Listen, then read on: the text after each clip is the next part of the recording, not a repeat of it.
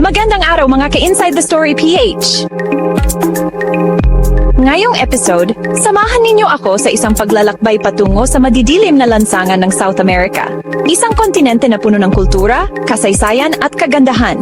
Ngunit sa likod na makukulay na tanawin at masasarap na pagkain, naroon din ang mga lungsod na tinaguriang pinakamapanganib sa buong mundo. Handa na ba kayo?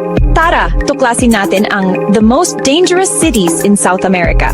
South America, isang lugar na kilala sa Amazon Rainforest, mga makukulay na pista at ang sigla ng Latin music.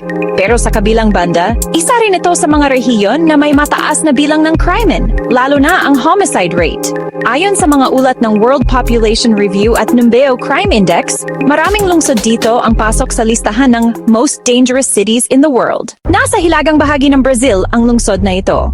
Sa kabila ng natural beauty ng Amazon River, mataas dito ang insidente ng gang violence at street crimes.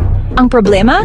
Kulang sa police visibility at kontrol ng gobyerno, kaya't malakas ang impluensya ng drug cartels. Isang tourist destination na dinarayo dahil sa beaches, pero wag magpalinlang. Sa likod ng mga tanawin, kilala ang fortaleza sa mataas na bilang ng armed robberies at drug-related killings. Madalas target ng krimen ang mga turista rito. Dating sentro ng Cali Cartel, isa sa pinakamalaking drug kada 80 at 90. Bagamat humina na ang impluensya nito, nananatiling mataas ang crime rate, lalo na ang homicide. Gang wars at narco-violence ang pangunahing problema rito, nasa bungad ng Amazon River Basin. Mahirap ang buhay dito at laganap ang corruption, dahilan upang lumakas ang kriminalidad. Pinag-iinitan ng mga sindikato ang mga mahihirap na komunidad. Tinaguri ang murder capital of Brazil. Sa loob ng ilang taon, isa ito sa may pinakamataas na homicide rate sa buong bansa. Ang mga kabataan ay madaling ma-recruit ng gangs at drug groups dahil sa kawalan ng trabaho. Isang baybaying lungsod na may magagandang tanawin, ngunit isa rin sa pinakadelikado. Tumataas dito ang bilang ng kidnappings, robberies, at gang violence. Ang problema, kulang ang seguridad kahit sa mismong mga tourist areas. Dating cultural capital ng Brazil, ngunit ngayon ay kilala rin sa violence at social inequality. Maraming kabataan ang napipilitang sumali sa gangs para lang mabuhay. Dito, karaniwan na ang barilan kahit sa mga pampublikong lugar. Ang kabisera ng Venezuela ay ilang taon nang nasa top ng listahan ng mga pinakadelikadong lungsod sa mundo. Sa gitna ng economic collapse at political turmoil, ang mga tao ay napilitang gumawa ng krimen para lang mabuhay.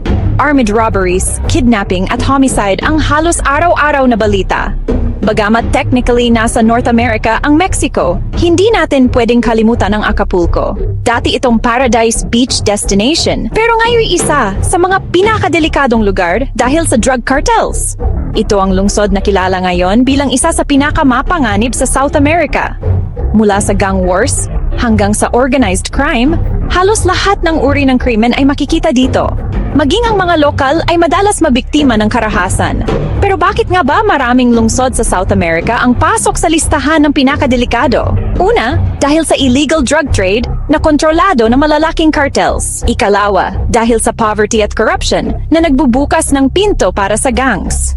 At ikatlo, ang kakulangan ng matatag na seguridad at hustisya.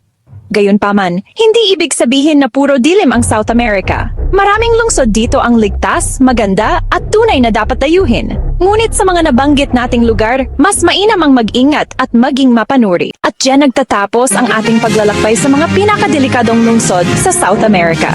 Mga ka-Inside the Story PH, ang tanong ko ngayon, kung ikaw ay bibisita sa South America, handa ka bang sumubok sa panganib o pipiliin mong umiwas? Kung nagustuhan mo ang kwento natin ngayon, huwag kalimutang i-like, i-share para sa iba pang makabuluhang kwento.